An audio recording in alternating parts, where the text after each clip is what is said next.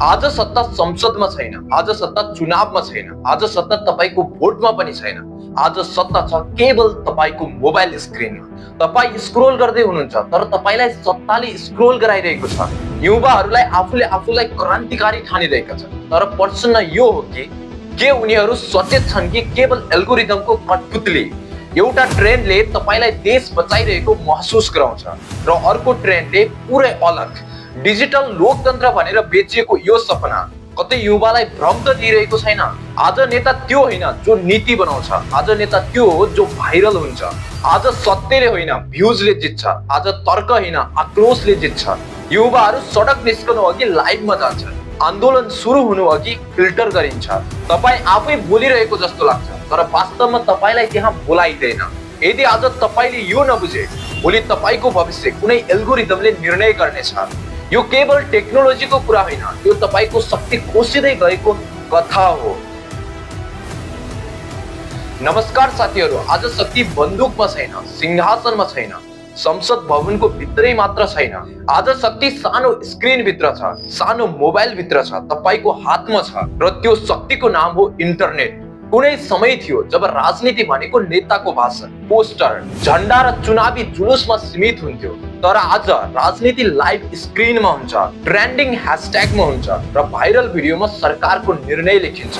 आजको युवा पुस्ता इतिहासको सबैभन्दा डिजिटल पुस्ता हो। तर प्रश्न के हो भने के यो पुस्ता साँच्चै शक्तिशाली छ कि केवल स्क्रोल गर्दै भ्रममा बाँचिरहेका छ। डिजिटल लोकतन्त्र भन्ने शब्द सुन्दा राम्रो लाग्छ, प्रगतिशील लाग्छ, तर यसको भित्री सत्य त्यति सरल छैन। इन्टरनेटले सबैलाई आवाज दिएको हो तर यसले सबैलाई बराबर दिएको होइन। केहीलाई मात्र यसले झन् ठुलो माइक्रोफोन दिएको हो। आज एउटा ट्विटले मन्त्रीलाई हटाउन सक्छ, आज एउटा फेसबुक पोस्टले सरकार बदल्न सक्छ, एउटै टिकटक भिडियोले आन्दोलन जन्माउन सक्छ। तर त्यही इन्टरनेटले झुटलाई सत्य जस्तो र सत्यलाई झुट जस्तो देखाउन सक्छ।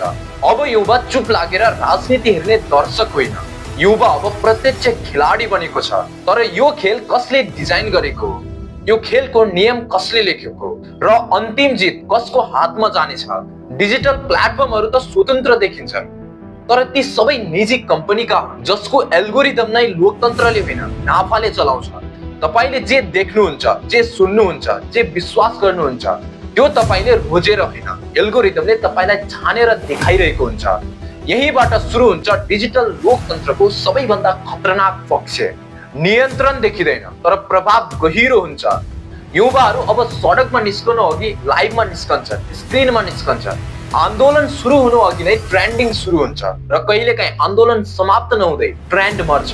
के यस्तो लोकतन्त्र दिगो हुन्छ जहाँ जनताको ध्यान नै सबैभन्दा ठुलो शक्ति हो र त्यो ध्यान पनि 15 सेकेन्ड भन्दा बढी टिक्दैन। इन्टरनेटले युवालाई प्रसन्न गर्न सिकायो तर धैर्य गर्न सिकाए कि सिकाएन? महत्त्वपूर्ण प्रश्न त यो हो।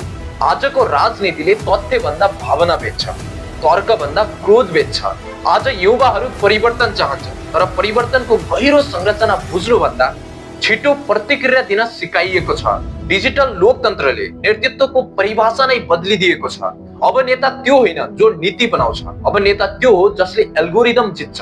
यो खतरनाक मोड हो जहाँ लोकप्रियता र योग्यता एउटै ठाइन थाल्छ।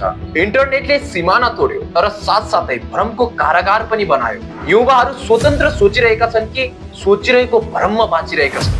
यही प्रश्न आजको लोकतन्त्रको केन्द्रमा छ। डिजिटल एक्टिभिज्म शक्तिशाली छ तर केवल पोस्ट सेयर गरेर, प्रोफाइल फोटो बदल्दै के साँच्चै सत्ता हल्लिन्छ वा यो सबै केवल डिजिटल सन्तुष्टि मात्र हो जसले वास्तविक परिवर्तनलाई ढिला बनाइरहेको छ। सत्ताले युवालाई डराउँदैन जबसम्म युवा संगठित हुँदैन र डिजिटल भिड सधैँ संगठित हुँदैन। इन्टरनेटले बोल्न सजिलो बनायो तर सुन्न गाह्रो बनायो। आज सबै बोलिरहेका छन् तर लोकतन्त्र सुन्ने प्रणाली हो र त्यो प्रणाली आज कमजोर हुँदै गएको छ। युवा र डिजिटल लोकतन्त्रको सम्बन्ध आशाको कथा मात्र होइन, यो एक चेतावनी हो। यदि युवा सचेत भएन भने इन्टरनेट लोकतन्त्रको औजार होइन, नियन्त्रणको हतियार बन्न सक्छ।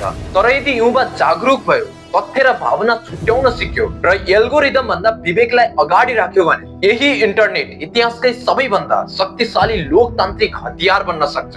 आजको लडाई सडक र संसद बीच मात्र छैन, आजको लडाई स्क्रिन र सोच बीच छ। र यो लडाईमा हार या जित कुनै पार्टीको जित होइन, यो पुस्ताको प्रसन्न हो। I hope if you like this video, यदि यो भिडियो मन पर्यो भने लाइक, कमेन्ट, शेयर गर्नु होला र हाम्रो च्यानलमा जोडिनको लागि सब्स्क्राइब गर्न भने नभुल्नु होला।